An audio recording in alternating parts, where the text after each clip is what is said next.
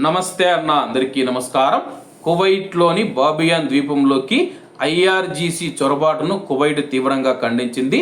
Kuwait పైన శత్రుపూరిత చర్యలు చేపట్టాలనే లక్ష్యంతో ఇస్లామిక్ రిపబ్లిక్ ఆఫ్ ఇరాన్కు చెందిన ఐఆర్జీసీకి అనుబంధంగా ఉన్న ఒక సాయుధ బృందం బాబియాన్ ద్వీపంలోకి చొరబడటాన్ని కువైట్ విదేశీ వ్యవహారాల మంత్రిత్వ శాఖ తీవ్రంగా ఖండించింది. పట్టుబడడానికి ముందు ఆ బృందం కువైట్ సాయుధ దళాలతో ఘర్షణ పడినట్లు సమాచారం. ఈ ఘర్షణలో కువైట్కు సంబంధించిన ఒక సైనికుడు గాయపడ్డాడు.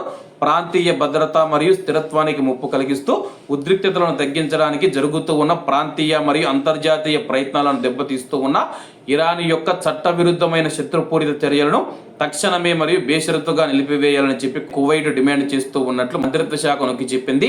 మంచి పొరుగు సంబంధాల సూత్రాలకు కువైట్ దీర్ఘకాలంగా కట్టుబడి ఉంది.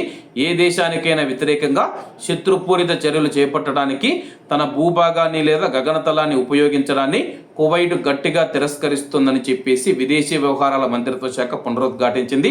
ఇరాన్ ఇటువంటి చర్యలు కువైట్ సార్వభౌమాధికారాన్ని బహిరంగంగా ఉల్లంఘించడమే కాక అంతర్జాతీయ చట్టాన్ని మరియు ఐక్యరాజ్య సమితి చార్టర్ను తీవ్రంగా ఉల్లంఘించడమే కాకుండా ఐక్యరాజ్య సమితి భద్రతా మండలి తీర్మానాన్ని కూడా ఉల్లంఘించడమేనని చెప్పేసి మంత్రిత్వ శాఖ తెలిపింది.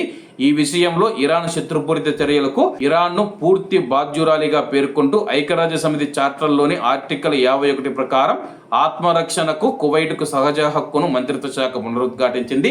ప్రస్తుతం మనం చూసుకుంటే కానీ ఇరాన్కు సంబంధించిన ఐఆర్జీసీ గార్డ్స్ ఎవరైతే ఉన్నారో వాళ్ళు కువైట్లోకి ప్రవేశించడానికి ప్రయత్నం చేశారో వాళ్ళు ప్రవేశించి ఉంటే కానీ ఏం జరిగి ఉండేదో తెలియదు. కానీ వాళ్ళనైతే ఆపిన కువైట్ సైనికులకు ప్రత్యేక ధన్యవాదాలు, కృతజ్ఞతలు తెలియజేసుకుంటూ అందరూ బాగుండాలి, అందులో మనం ఉండాలి. అందరికీ నమస్తే అన్న, జై హింద్.